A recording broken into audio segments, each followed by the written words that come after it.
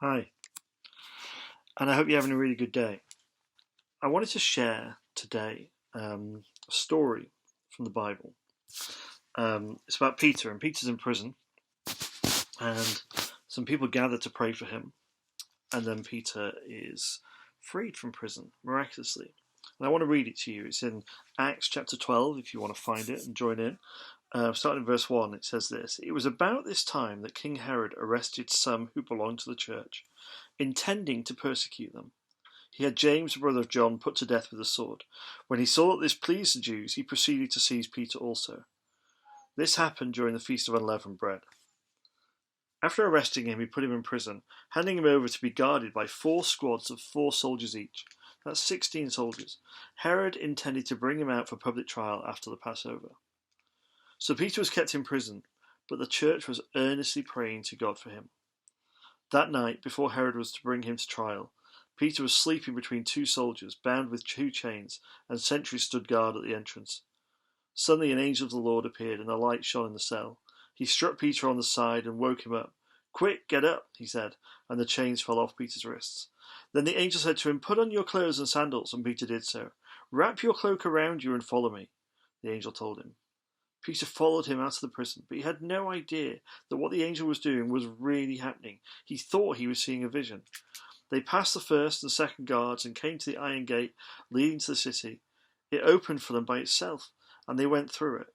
And when they had walked the length of one street, suddenly the angel left him. Then Peter came to himself and said, "Now I know without a doubt that the Lord sent his angel and rescued me from Herod's clutches and from everything the Jewish people were anticipating." When this had dawned on him, he went to the house of Mary, the mother of John, also called Mark, where many people had gathered and were praying. Peter knocked at the outer entrance, and a servant girl named Rhoda came to answer the door. When she recognized Peter's voice, she was so overjoyed she ran back without opening it and exclaimed, "Peter's at the door." "You're out of your mind," they told her. And when she kept insisting that it was so, they said it must be his angel. But Peter kept on knocking, and when they opened the door and saw him, they were astonished. Peter motioned with his hand for them to be quiet, and he described how the Lord had brought him out of prison. "Tell James and the brothers about this," he said, and then he left them for another place. It's a great story. It's a hilarious story. It's a fascinating story. It's an exciting story. But here's some of the things I wanted to share. Firstly, um, there's a bit of a theme of lockdown here. Like, Peter's in lockdown in jail. Like, he's not allowed to go anywhere. He can't go anywhere. He's chained. And however difficult you might think your lockdown is, I'd suggest that Peter's was more difficult. But also, the people praying at Mary's house, they're praying behind closed doors. They're staying there through the night. They're all together. They're locked down in the house, and they're through the night all together, and they're praying. And again, it's an interesting challenge, isn't it? But what does our prayer rhythm look like through this lockdown? How are we carving out the rhythm and the pattern and the time for prayer, to spend time with Jesus, to be inspired by his Spirit, to come face to face with the Father?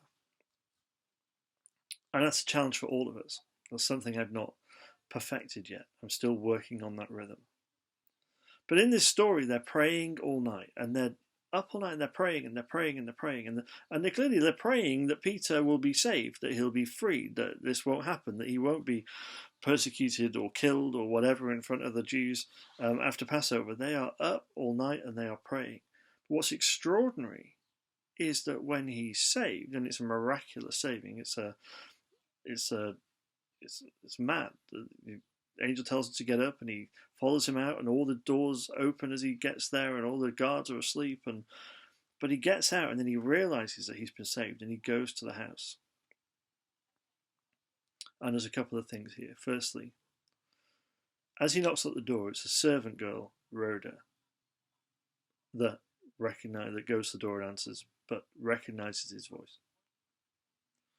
And it's a little aside, really, but it's a consistent pattern in the Gospels and in the book of Acts.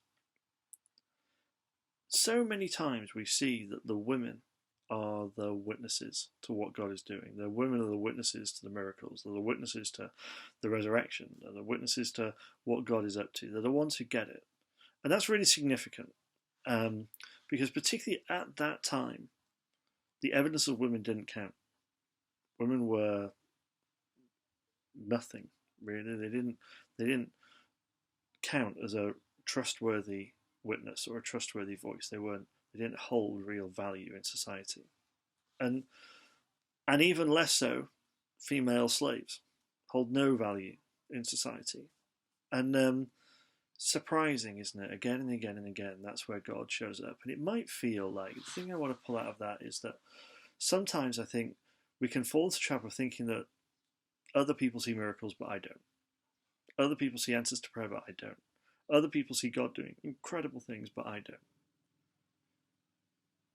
And maybe it is that you don't feel important enough. Maybe it is that you don't feel significant enough. But the scriptures tell us that if you don't think that you're important enough to see a miracle, you've misunderstood who Jesus does the miracles for, who God shows up for, and who God shows up to. It seems to me you're more likely to see the miracles than the high-profile people or the people you perceive to be important.